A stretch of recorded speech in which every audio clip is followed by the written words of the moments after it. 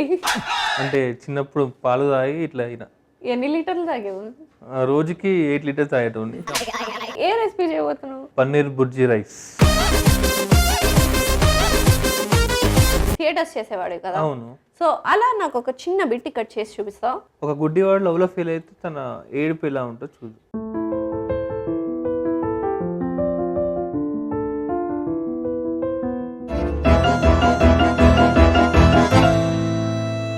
ఏమైనా మాట్లాడవా ప్లీజ్? ప్రేమలో ఫీల్ అయ్యాను కదా, మాటలు వస్తలేవు.